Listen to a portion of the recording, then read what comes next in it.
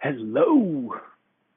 So it's been a while since I have made a video, but since my last video, I've kind of gone through hell and high water, which is obviously hell is just another state of consciousness. But since my last video, I lost my girlfriend. She dumped me because I became so self-centered because I was trying to figure myself out. Um, and she couldn't understand what I was doing. I would just sit in a room and quiet for hours, and she'd be like, "What is going on with my boyfriend? This is so bizarre." Because I was relative to everyone else my age, where I live in this society, I was living a pretty bizarre and unorthodox life. I didn't really understand why I had essentially become a hermit when I was this massively outgoing, energetic, college football playing character. But I guess I really needed to get real with myself, which sort of demanded a silent space to be able to see from like an objective standpoint what thoughts were going on in my head, what this narrative was that I literally referred to myself as being. Like I was my thoughts, I was this story, my head. Um, and through this process of, for me, self-actualization, having been raised by someone with sort of like a narcissistic personality disorder, um, and also being raised by another parent who is just unbelievably empathetic, I've had this kind of bizarre experience of being a huge douchebag while also being really a very selfless and honest person. So I always had this pinging back and forth in my mind of pain and suffering because I would be this jerk, but then I would feel myself being a jerk, and then I would be selfless, but then I desire that sort of self-centered nature because it got me attention, and I was always addicted to what people thought about me. I always wanted to be liked. That's most of us our biggest flaw is that we desire to be liked because so much pain falls away when you finally stop giving a damn. I think there's fear there. There's fear behind letting go of caring about what people think about you because so much of our motivation to get up and go to work every day or get up and go to the gym, blah, blah, blah, is because we are caring about what people think about us. That's where the motive comes from. And so when you let go of that motive, it's like, well, what am I going to do with my life? But that question, what am I going to do with my life, is very revealing because it implies that your entire life has been this mission of pursuing what you think people want you to be because you cared about what people thought about you and you were listening to what they wanted and you were trying to become that as opposed to just being yourself. And so anyway,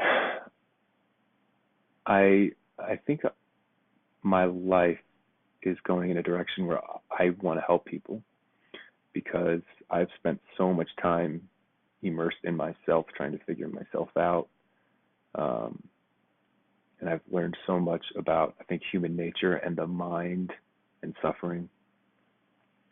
Just because I think I have like a type A personality. I noticed I have an open mind, often through a lot of learning and substances and things like that. And I noticed something was off, something was wrong, and I noticed I was a jerk, and I had to figure it out. So, like the same energy and oomph that I applied to when I lost 100 pounds. I was 300 pounds playing college football, graduated, wanted to look like a superhero, lost 100 pounds, became a fitness model. That same energy I applied to understanding the self.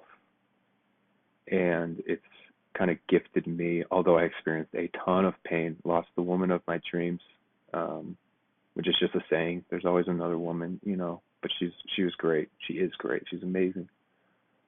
A phenomenal person. I lost her because I was self-centered. If I'd been selfless, I would have been able to see things objectively. I would have been able to see what she was seeing, and I would have properly responded and let go of my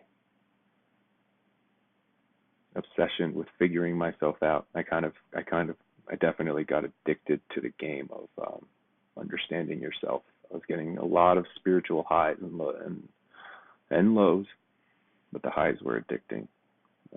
Like letting go was addicting, but I've realized that true letting go, true death, dying before you die, comes when you really see the truth. The truth being that the entire narrative that you've identified with is actually an illusion. An illusion composed and fueled by fear.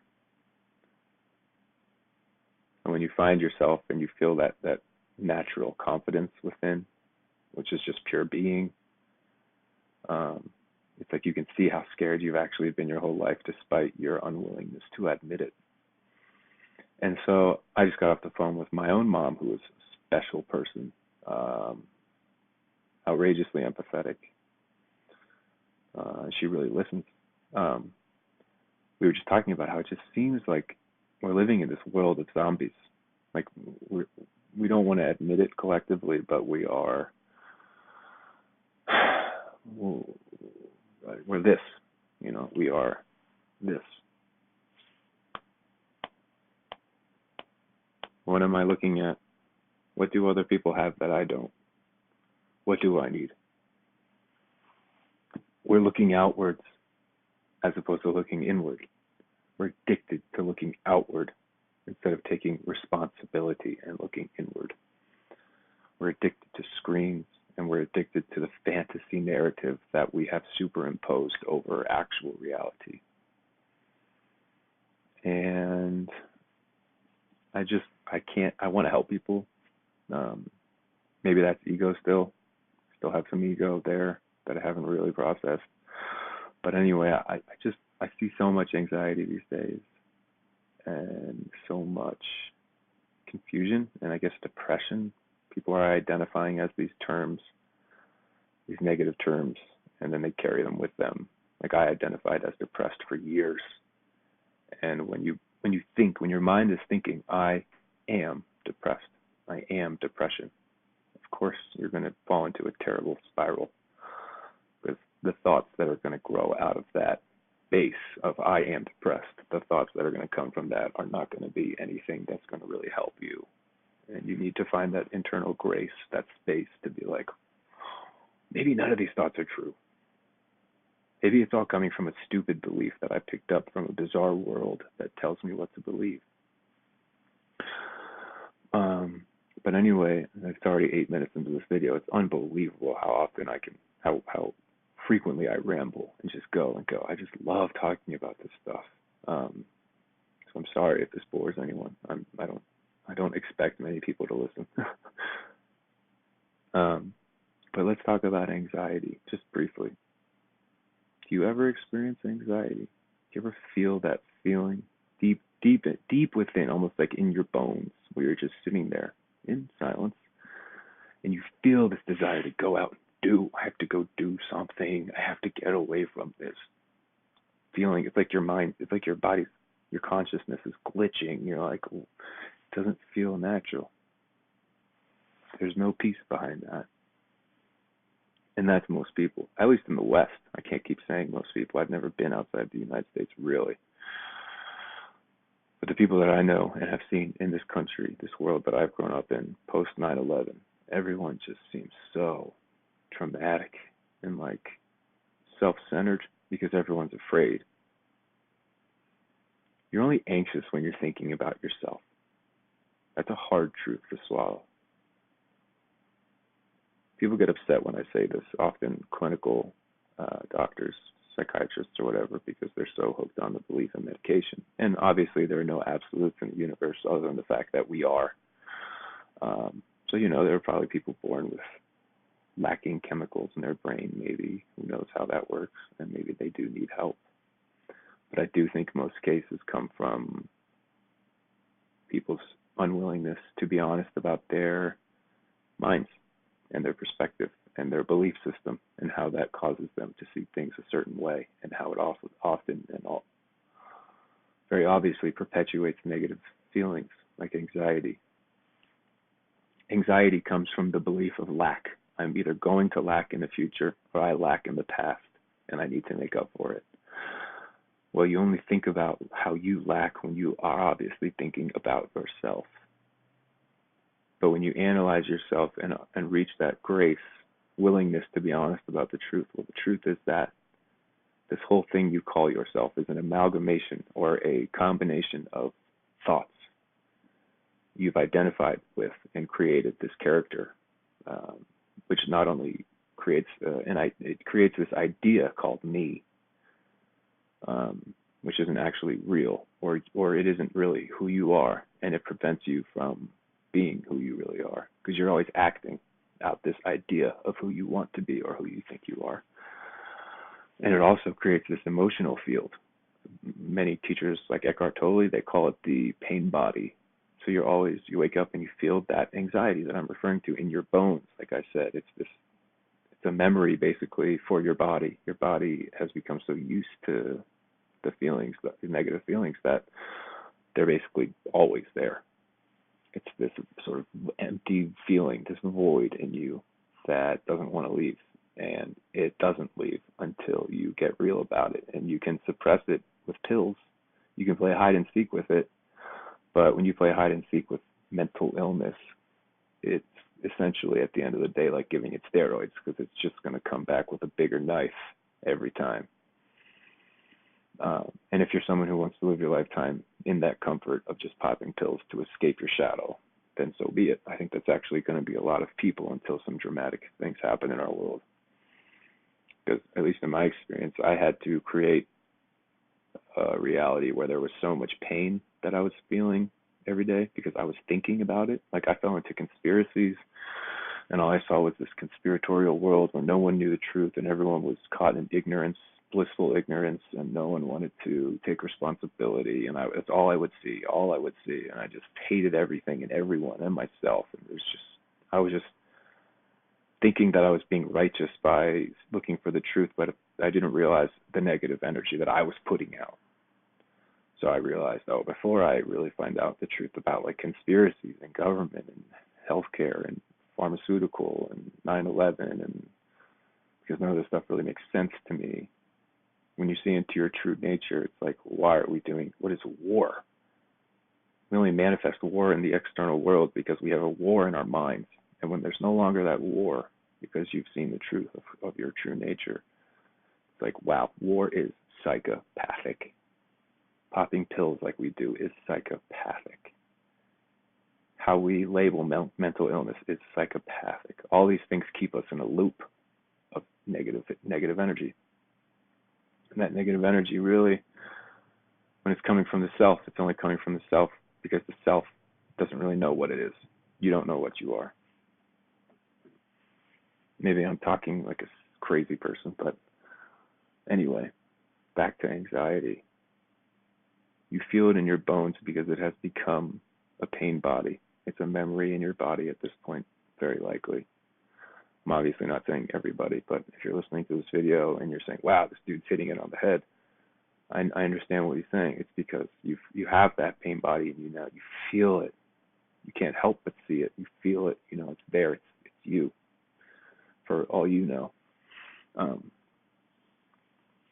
But when you're able to sit in a room in fundamental silence and see things as they are rather than seeing things as your idea of what they are, your life will change because you'll create an inner space from your thoughts. If there's no space between you and your thoughts, then how are you not your thoughts? You are the narrative.